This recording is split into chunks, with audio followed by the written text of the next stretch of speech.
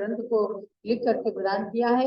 आज इंद्रध्वज मंडल विधान के संदर्भ में पूज्य माताजी अपने अनमोल विचार हम सबको प्रदान कर रहे हैं। ओम नमः सिद्धेभ्यः, ओम नमः सिद्धेभ्यः, ओम नमः सिद्धेभ्यः, ओम नमः सिद्धेभ्यः। अध्यात्म भगवंतों की भक्ति और उसी से शक्ति मिलती है, उसी से सभी कार्य संपूर्ण होते हैं। ये मेरा अपना अनुभव है और मैंने जीवन में यही पाया। हस्तिनापुर में जम्मू की रचना भूमि और सुमेरु का निर्माण चल रहा था, तब से शिलान्यास हो चुका था ईस्वी सन 1974 में, और सुमेरु पर्वत बन रहा था। उसी मध्य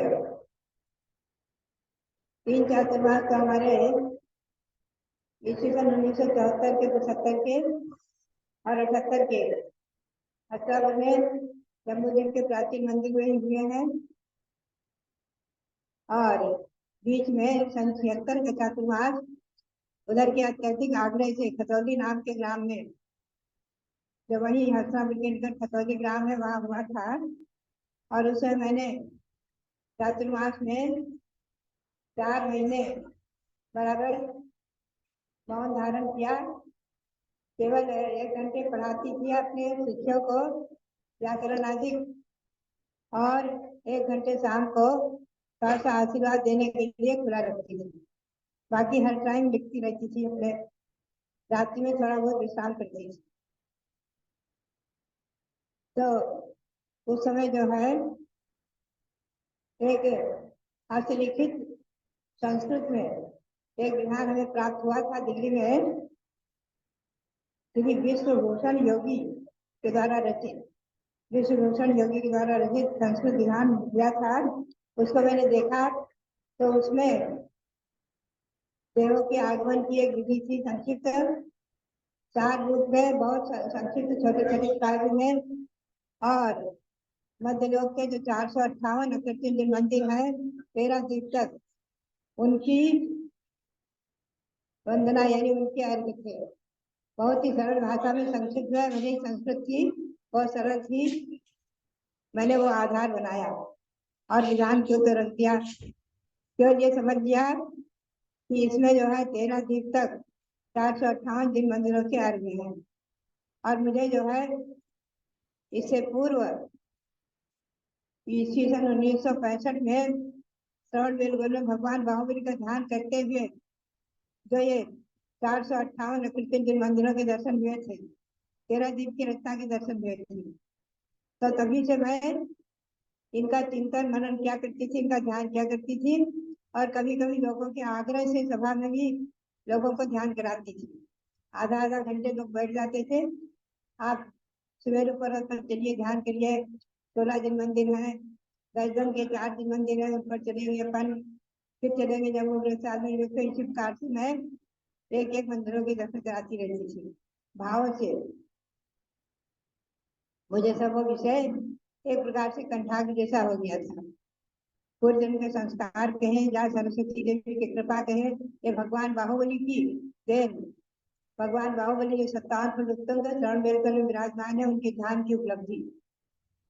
15 दिन मैं पर्वत पर रहकर मैंने ध्यान किया था, तो इसमें मैंने समझ लिया। और तिलोपनति त्रिलोकसार आदि ग्रंथ को सामने रख करके मैंने विधान रचना शुरू की। ये अद्भुत विधान, इसमें 458 अकृत्रिम जिन मंदिर की पूजा है, अर्घ्य है, 50 पूजाएं हैं, और जयमालाओं में और सभी अर्घ्यादिकों में काव्य में मैंने तिलोपनति के आधार से कहीं कहीं उन पर्वतों के वर्ण का वर्णन किया है, फिर उनकी लंबाई चौड़ाई माप का वर्णन किया है, कहीं उनमें कितने कूट है, कितने देव कौन है आदि उनका लिया है। यानी शास्त्रीय आधार से मैंने विस्तार किया। और जयमालाओं में मैंने स्वयं मैंने अनुभव किया, जो कभी मैं अस्वस्थ होती हूँ तो मैं कहती हूँ मुझे नीलकंठ की जयमाला सुनाओ, और बहुत अच्छी लगती है। उनमें एक एक में एक एक रहस्य भरा हुआ है।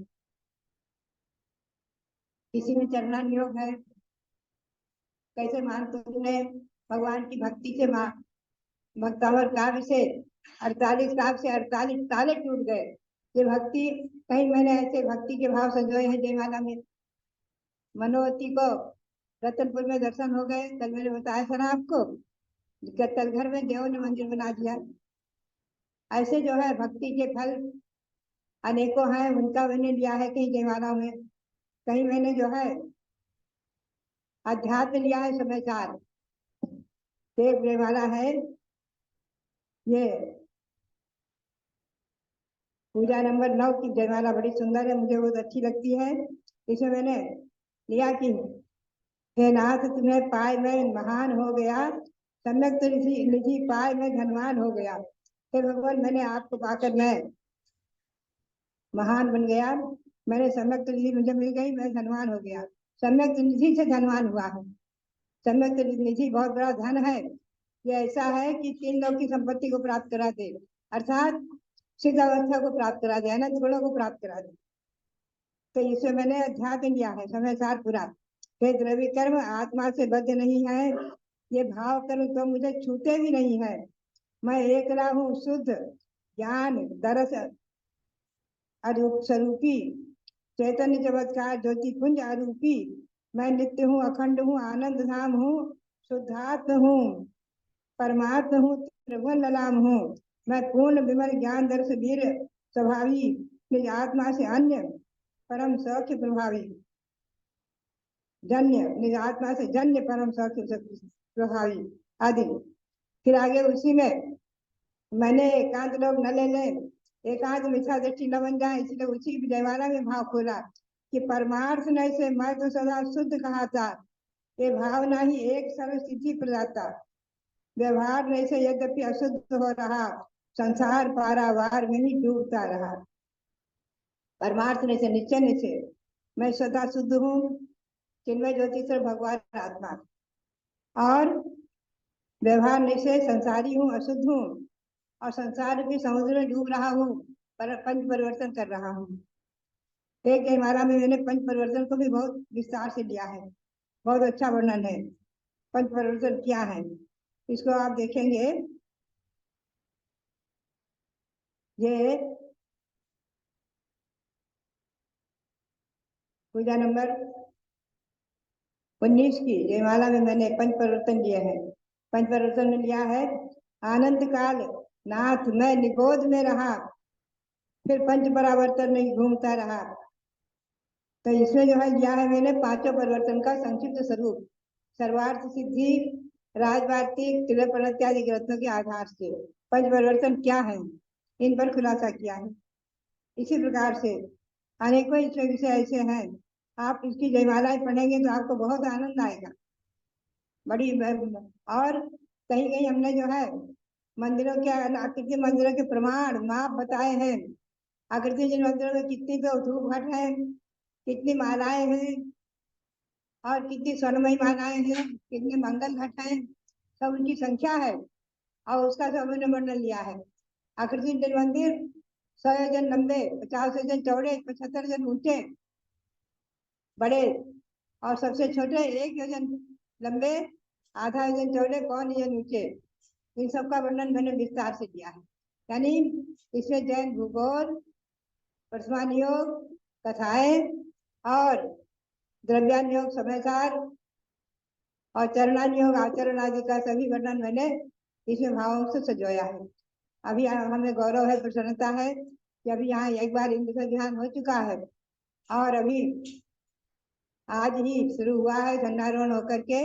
आज इंद्र ध्यान हमारे जरवल के लोग कर रहे हैं, जो हमारे रविंद्र कीर्ति जी के बहन के बड़ी बहन के सुपुत्र हैं अभय कुमार जैन, और उनके बहुत से रिश्तेदार भी लोग आए हुए हैं। हमें गौरव है, प्रशंसा है, वो लोग इंद्र ध्यान कर रहे हैं, और ये 7-8 दिन का अनुष्ठान है। और इसके बाद 10 लक्षण में विश्व शांति महावीर विधान होगा, जिसको मैंने भगवान के महावीर स्वामी के 26वें जन गणना महोत्सव में जिसे बनाया था, जिसमें 2600 अर्घ्य है और मंत्रों से है, पूजाएं जो है काव्य में हिंदी काव्य में है। बहुत सुंदर विधान है ये अपने आप में। इसे सुमेरु पर्वत का आकार का बनाकर रथ चलाएंगे, रत्नों और रत्नों से जो है जाप करेंगे, वितरित करेंगे। तो बात यही है कि ये सब विधान की रचना जैन ग्रंथों के आधार से है, कहीं कोई मनगढ़ंत विषय नहीं है। जैन ग्रंथों को आधार लेकर के ही प्रमाणिक और अच्छे पूर्ण है। इसकी महिमा मैंने देखी है। एक बार एक सज्जन हमारे भक्त थे दिल्ली में, वो कहीं इधर उधर कहाँ भटक रहे थे, कहीं जा रहे थे। मैंने कहा क्यों? बोले मुझे माता जी व्यापार में 1 करोड़ रुपया चाहिए, धन वृद्धि चाहिए, इसलिए मैं जा रहा हूँ अमुक जगह। मैंने कहा आप अमुक जगह इधर उधर न भटको, आप इंद्रधनुष विधान करो। उन्होंने इंद्रधनुष विधान किया तो करोड़ों के धनी तो बने ही बने, और उन्होंने हस्तिनापुर में कई एक निर्माण भी कराए त्यागी आदि के, और उनकी पुत्री की शादी हुई और गाड़ी वगैरह और बहुत कुछ हुआ। तो बोले माता जी हमने तो एक चीज मांगी थी, हमको 3 मिले, हमको भगवान ने वरदान दे दिया, इंद्रधनुष विधान हमारे जीवन में फल गया। ऐसे एक नहीं अनेकों उदाहरण अनेकों लोगों के हैं। किसी ने स्वास्थ्य के लिए किया तो स्वस्थ हुए हैं, किसी ने धन के लिए किया तो माला माल हुए हैं, किसी ने और कोई भावना लेकर किया तो बच्चों के शादी विवाह के लिए वो सब सफल हुए हैं। तो बात यही जिनको, और यह विधान केवल लौकिक सिद्धि देने वाले नहीं है, आत्मा को परमात्मा बनाकर निश्चित ही सिद्ध परमात्मा एक न एक भाव में बनाएंगे, ये निश्चित है। इन विधानों का फल केवल लौकिक नहीं है, पारमार्थिक फल स्वर्ग और मोक्ष की प्राप्ति। तो भव्यात्माओं ऐसे इंद्रधनुष विधान, कल्पद्रुम विधान आदि जो विधान है वो सभी अपने आप में अच्छे चमत्कारिक और महिमापूर्ण और संपूर्ण मनोरथों को सफल करने वाले सिद्ध हुए हैं। ये मैंने प्रत्यक्ष में अनेकों सैकड़ों भक्तों के मुंह से सुना है और पाया है, देखा है। तो भव्यात्माओं आप भी इंद्रधनुष आदि विधान करके और अपने मनोरथों को सफल करें और अकृत्रिम मंदिरों की दर्शना की भावना करें। अगले भाव में निश्चित ही हम और आप समय दर्शन के प्रभाव से देव पर्याय को ही पाएंगे, मोक्ष तो नहीं मिलेगी पंचम काल में। और यहाँ से पुनः अकृत्रिम मंदिरों की वंदना करेंगे और फिर आकर समय सार में लिखा है, समय सार में लिखा है समय दृष्टि भर करके नियम से देव होंगे और तत्क्षण ही अवधि ज्ञान से जानकर सिकंदर भगवान का दर्शन करेंगे, क्षेत्र में जाकर आकृति मंदिर की वंदना करेंगे, पुनः अपनी आत्मा को परमात्मा बनाएंगे। तीर्थंकर भगवंतों की जन्म परिचय में भी आया हूँ कि भगवान शांतिनाथ ने पूर्व में आकृति मंदिरों की वंदना की कराई आदि बहुत सुंदर वर्णन आते हैं। तो बात यही, ऐसे विधान करने वालों के लिए, कराने वालों के लिए, देखने सुनने पढ़ने वालों के लिए मंगलमय हो, इसी भावना के साथ उन 458 आकृति मंदिर उनकी प्रतिभाओं को आनंद नमन करते हुए और आप सबके लिए बहुत बहुत मंगल आशीर्वाद, बहुत बहुत मंगल आशीर्वाद। जलो इंद्रध्वज महामंडल विधान की जय।